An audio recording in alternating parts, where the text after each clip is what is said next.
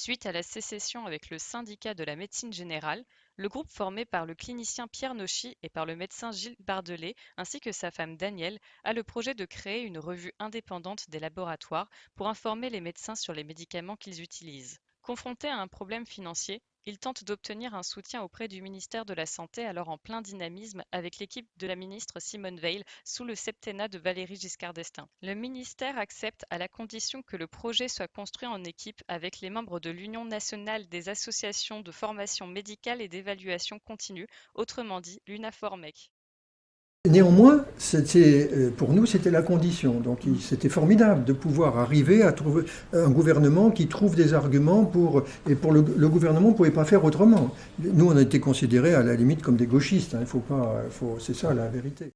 On ne connaissait pas l'UNAFORMEC, donc on l'a connu par petit à petit, d'une part par la rencontre de Pierre Georges, ensuite de Pierre Gallois, et vraiment ces deux personnes recommandables, magnifiques. C'était des gens comme nous, quoi, qui violent la qualité des soins et tout ça. Et ce n'est que secondairement qu'on a connu la deuxième composante de l'UNAFORMEC, Albert Hersec et puis André Cholal. Et là, on a été un peu refroidis. Ils sont confrontés au choix d'une direction artistique qui ne correspond pas à ce qu'ils souhaitaient. On a eu des problèmes.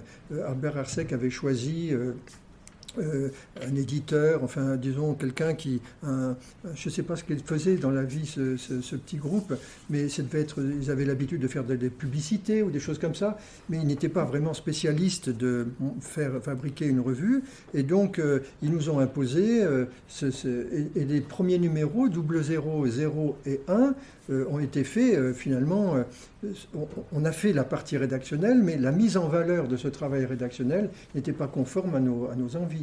D'où les pressions qu'on a eues, qu'on a fait pour prouver que c'était pas bon, c'était pas de qualité, qu'on n'arriverait pas à développer une revue sur ça.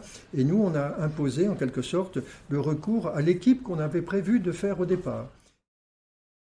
L'équipe commence alors à travailler avec les professionnels auxquels il pensait au départ. Chantal Guillet, qui s'occupe de la conception, du montage et de l'impression, José David, qui réalisera les couvertures de Prescrire jusqu'à son décès en 2018, et Alain Savino comme dessinateur.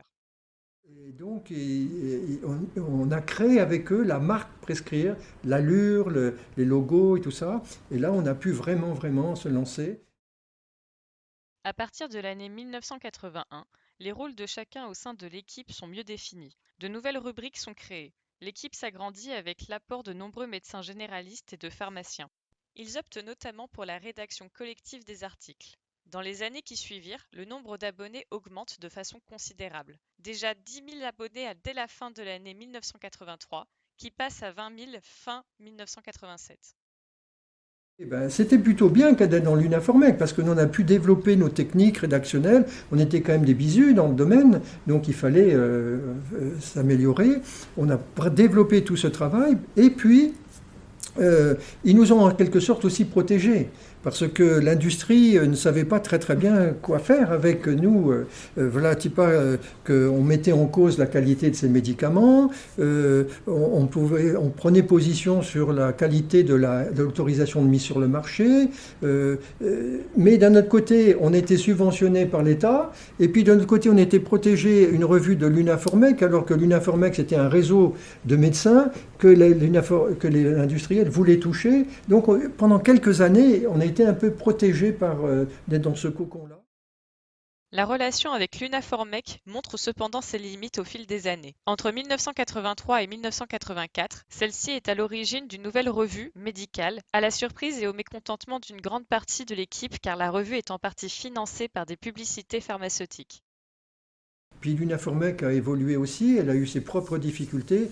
On était quand même vraiment bien content, petit à petit, de gagner de l'espace, de gagner du pouvoir, et de petit à petit de leur faire comprendre qu'ils avaient tout intérêt à nous laisser filer en dehors de leur structure pour ne pas finalement crouler sous les dettes, et puis éventuellement d'être débarrassés de nous pour pouvoir faire ce qu'ils avaient à faire.